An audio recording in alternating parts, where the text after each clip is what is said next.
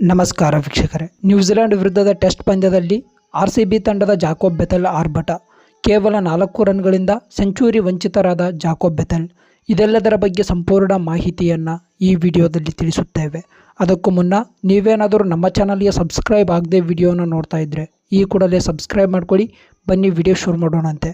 ಹೌದು ವೀಕ್ಷಕರೇ, ನ್ಯೂಜಿಲೆಂಡ್ ವಿರುದ್ಧದ 2ನೇ ಟೆಸ್ಟ್ ಪಂದ್ಯದ ಮೊದಲ ಇನ್ನಿಂಗ್ಸ್ನಲ್ಲಿ ಕೇವಲ 16 ರನ್ಗಳಿಗೆ ಔಟ್ ಆಗಿದ್ದ ಜಾಕೋಬ್ ಬೆಥೆಲ್ 2ನೇ ಇನ್ನಿಂಗ್ಸ್ನಲ್ಲಿ ಆರ್ಭಟದ ಬ್ಯಾಟಿಂಗ್ ಆಡುವ ಮೂಲಕ ಇಂಗ್ಲೆಂಡ್ ತಂಡದ ಪರವಾಗಿ 118 ಬೌಲ್ಗಳಲ್ಲಿ 10 ಬೌಂಡರಿ ಮತ್ತು 3 ಸಿಕ್ಸರ್ನ ಸಹಾಯದೊಂದಿಗೆ 96 ರನ್ಸ್ಗಳನ್ನು ಕಲೆ ಹಾಕಿದ್ದರು. ಇನ್ನು ಕೇವಲ 4 ರನ್ಸ್ಗಳನ್ನು ಕಲೆ ಹಾಕಿದ್ದರೆ ಜಾಕೋಬ್ ಬೆಥೆಲ್ ಅವರ ಬ್ಯಾಟಿಂದ ಸೆಂಚುರಿ ಕಂಪ್ಲೀಟ್ ಆಗುತ್ತಿತ್ತು.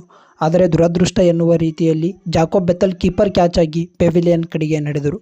ಮೊದಲ ಟೆಸ್ಟ್ ಪಂದ್ಯದಲ್ಲಿ ಕೇವಲ 37 ಬೌಲ್ಗಳಲ್ಲಿ ಅರ್ಧಶತಕವನ್ನು ಪೂರೈಸಿ ಮಿಂಚಿದ್ದ ಜಾಕೋಬ್ ಬೆಥೆಲ್ ಇದೀಗ 2ನೇ ಟೆಸ್ಟ್ ಪಂದ್ಯದಲ್ಲಿ 118 ಬೌಲ್ಗಳಲ್ಲಿ 96 ರನ್ಗಳನ್ನು ಕಲೆ ಹಾಕಿ ಮತ್ತೊಮ್ಮೆ ಮಿಂಚಿನ ಆಟವನ್ನು ಆಡಿದ್ದಾರೆ ಅಂತಾನೆ ಹೇಳಬಹುದು.